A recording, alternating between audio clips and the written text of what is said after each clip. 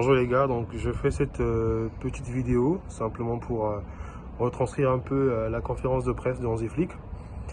Donc on lui a posé la question via la radio Catalonia. Je sais que tu n'aimes pas anticiper les scénarios, mais d'après ce dont vous avez parlé dans le vestiaire, avec les joueurs et le staff, avez-vous davantage envie de gagner cette Liga le plus vite possible, même sans jouer, ou plutôt la gagner sur le terrain la semaine prochaine en profitant du fait que c'est un classico face au Real Madrid? Donc Flick répond: vous savez, pour moi on se concentre uniquement sur ce match et quand on le gagne alors on fait notre travail. C'est ce que je veux voir de l'équipe, rien d'autre. Nous sommes concentrés uniquement sur ce match. Et donc RAC 1 qui poursuit: je voulais vous poser une question sur le retour de Rafinha. Quel impact pensez-vous que son retour peut avoir pour finir la Liga? Et qu'a-t-il pu apprendre de cette saison difficile à cause des problèmes physiques, notamment son absence lors des moments décisifs en Coupe et en Ligue des Champions? Et Flick qui répond: oui, mais cela arrive, vous savez, Rafinha est toujours un joueur qui donne 100% quand il est sur le terrain et aussi à l'entraînement.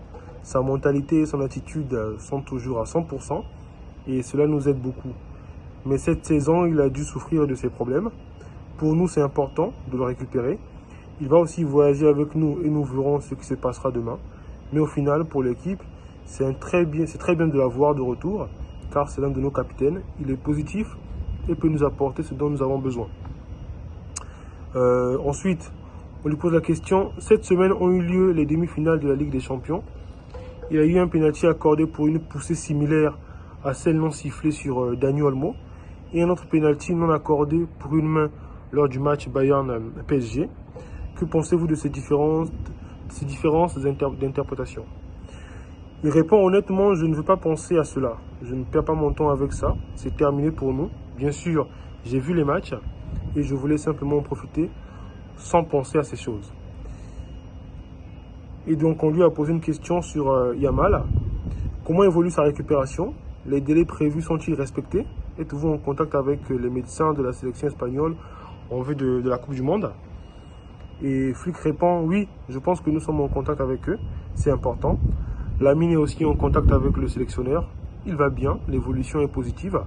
Je pense que nous le verrons à la Coupe du Monde, mais il est encore du temps pour récupérer et devenir, c'est ce qu'il veut. Ensuite, le célèbre journaliste espagnol Alfredo Martinez lui pose la question: on vous a interrogé sur la Ligue des Champions. Moi, je vous demande ce que vous avez vu. Vous avez dit avoir apprécié les matchs, notamment PSG Bayern, considéré comme l'un des meilleurs de l'histoire. Pensez-vous que ce niveau est atteignable pour le Barça? Flick répond: oui, à 100%. Nous nous concentrons uniquement sur le prochain match. Bien sûr, nous voulons gagner tous les matchs jusqu'à la fin de la saison. Je ne suis pas obsédé par les chiffres, mais pour moi, ce serait parfait de tout gagner. Nous avons aussi des adversaires de haut niveau. Notre travail est de jouer à notre meilleur niveau à chaque match, d'apprendre pour les suivants et pour les entraînements.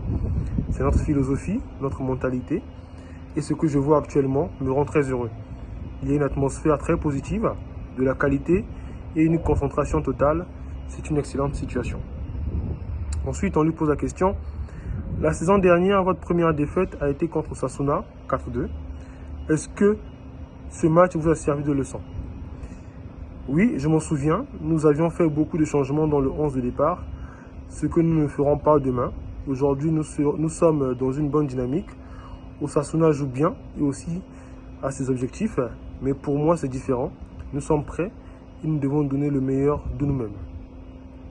Donc voilà en gros donc la conférence de presse qu'a tenue Hansi Flick avant le match de demain entre Osasuna. D'accord?